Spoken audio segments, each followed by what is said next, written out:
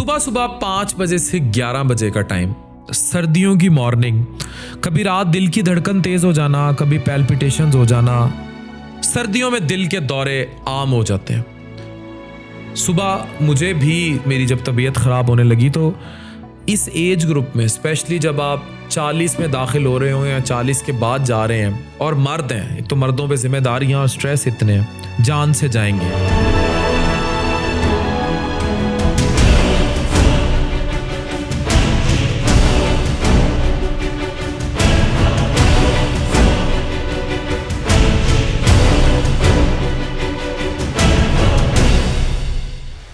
अभी रिसेंटली इसी मॉर्निंग में जब मैं वीडियो बना रहा हूँ, एक यंग मशहूर प्रोफेसर साइकेट्री के, मेरे बहुत सारे दोस्तों के बहुत अच्छे दोस्त थे, वो दुनिया से चले गए और उनकी मैं डिटेल ज़्यादा नहीं रिवील कर सकता। मुमकिन यही इतलात हैं कि उनको दिल का दौरा पड़ा है।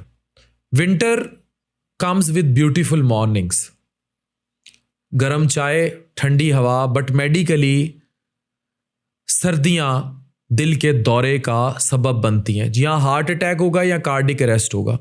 अब ये क्या है, इनसे बचा कैसे जा सकता है, और क्या ठंडा पानी से एकदम नहाने से भी दिल का दौरा ट्रिगर हो सकता है, हम जानेंगे इस वीडियो में।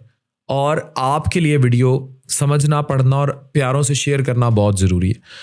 पहले आप हार्ट अटैक और कार्डिक अरेस्ट का डिफरेंस डालिए। जो हार्ट अटैक होता है, इसमें जो ब्लड वेसल जो दिल को सप्लाई कर रही होती है खून, ये ब्लॉक हो जाती है, हार्ट का मसल मरना शुरू हो जाएगा और पेशेंट को शदीद दर्द होगा, डायबिटिक्स में नहीं भी होगा, slow ischaemia, ultimately heart attack हो जाएगा। कार्डिक अरेस्ट में इलेक्ट्रिकल रिदम का फेलियर है, पेशेंट कोलैप्स कर जाएगा, अनरिस्पॉन्सिव हो जाएगा और इमीडिएट लाइफ थ्रेटनिंग है। यंग एज में कार्डिक अरेस्ट बहुत कॉमन हो जाते हैं, यानी इलेक्ट्रिकल रिदम बहुत डिस्टर्ब हो जाती है और इससे कार्डिक अरेस्ट हो जाता है। क्यों बढ़ जाते हैं हार्ट अटैक और कार्डिक अरेस्ट विंटर्स में, अब ये समझना है। ये बड़े इंपॉर्टेंट बातें हैं, इसको प्लीज़ समझिए। नंबर 1, ठंड से ब्लड वेसल्स बंद, कंस्ट्रिक्ट हो जाएंगी। लो टेम्परेचर हुआ, आपकी बॉडी की वेसल्स जो हैं वो टाइट होना शुरू हो गई कि हीट को प्रिजर्व करें। इससे बीपी बढ़ जाएगा, हार्ट का वर्कलोड बढ़ जाएगा और इससे फिर अगर आपकी खून में चर्बी ज़्यादा है या वो कोई जमी हुई है, प्लैक रप्चर होगा और वो जाके लोथड़ा फंसेगा और खून बंद कर देगा सप्लाई को और हार्ट अटैक। नंबर 2, ब्लड अमूमी तौर पर थिकर होता है कोल्ड वेदर में। विंटर ब्लड की विस्कोसिटी को बढ़ा देता है, जिससे फास्टर क्लॉट फॉर्मेशन हो जाती है। हायर चांसेस होते हैं कोरोनरी ब्लॉकेज के, ग्रेटर रिस्क होता है कि सडनली दिल बंद हो जाए और फिर जिनको रिदम के प्रॉब्लम्स हैं उनको कार्डिक अरेस्ट भी। Number 3, early morning surges. Most attacks 4 बजे, रात 3 बजे, 4 बजे, 5 बजे, 5 से 11, because cortisol and blood pressure naturally बढ़ जाता है, कोल्ड वेदर उसको और एम्पलीफाई कर देता है।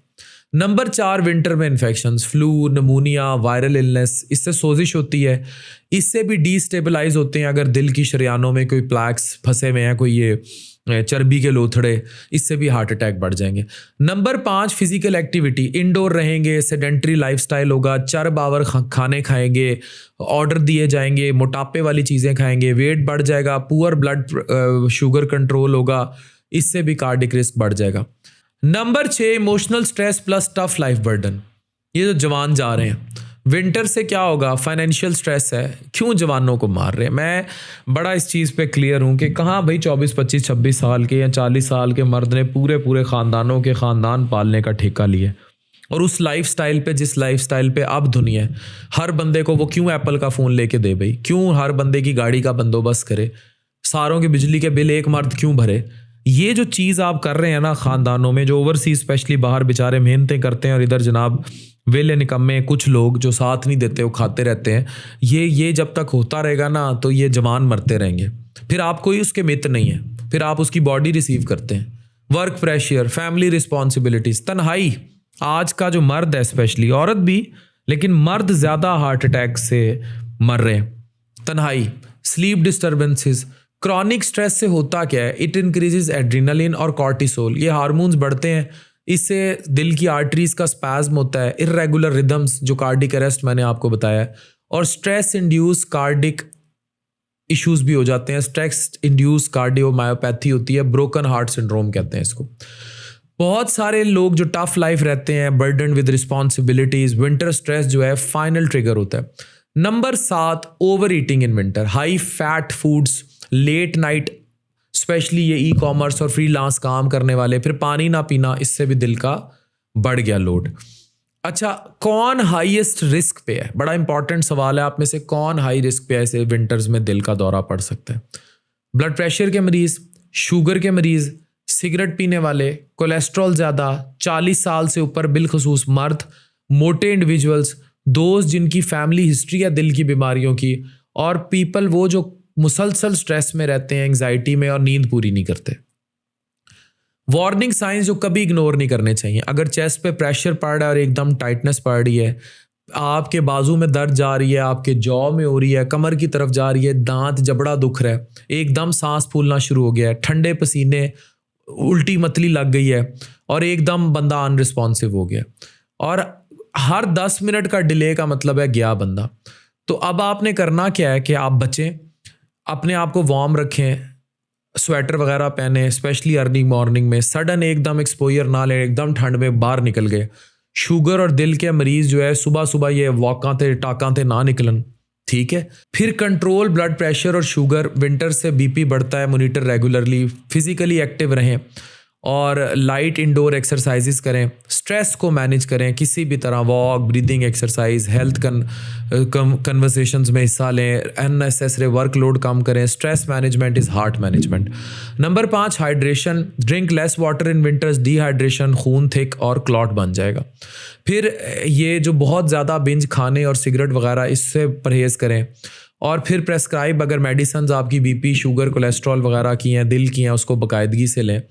और अगर आपको किसी को लगता है कि दिल का दौरा हुआ है तो उसको फ़ौरन इमरजेंसी 1122 पर कॉल कीजिए, उसको 300 mg एस्पिरिन की गोली दीजिए, एस्पिरिन की गोलियां दीजिए, च्यू करे, पेशेंट को सिटिंग अपराइट में रखिए, उसके वाइटल्स अगर आपके पास है, blood pressure, heart rate check कर सकते हैं वो करें, ECG और कीजिए, कार्डिक एंजाइम्स जहाँ ज़रूरी हैं वहाँ वो कीजिए, और अगर ज़्यादा है तो उसको फिर एंजियोग्राफी, एंजियोप्लास्टी के लिए ले जाना होगा। और अगर कार्डिक अरेस्ट एकदम कोलैप्स हो गया है, रिस्पॉन्सिवनेस, पल्स नहीं आ रही तो वो रिस्पॉन्सिवनेस चेक कीजिए, पल्स नहीं है, ब्रीदिंग नहीं है, CPR स्टार्ट कीजिए। उसकी पूरी ट्रेनिंग की मैं वीडियोस बना चुका हूँ, लेकिन इसके कोर्सेज बेसिक लाइफ सपोर्ट के ज़रूरी हैं, और इवन DFib की ज़रूरत है, लेकिन ये ऑब्वियसली मेडिकल टीम्स की हेल्प में है, या BLS के जो ट्रेंड लोग हैं वो लोग कर सकते हैं। फाइनल मैसेज यही है कि विंटर खूबसूरत है लेकिन हार्ट के लिए ख़तरनाक है। अपने आप को प्रोटेक्ट कीजिए, सुकून वाली ज़िंदगी गुजारिए, स्ट्रेस कम रखिए, और कभी भी अपनी बॉडी जो सिग्नल दे रही हो कि उसको इग्नोर मत कीजिए। आपका हार्ट सिर्फ पंपिंग मशीन नहीं है, ये आपके ख्वाबों, आपके फैमिली, आपके ज़िम्मेदारियों सबका महवर है, इसका ख्याल रखिए। इंपॉर्टेंट वीडियो है, इसको शेयर कीजिएगा ताकि किसी का भला हो सके। डॉक्टर अफान कैसर साइनिंग ऑफ।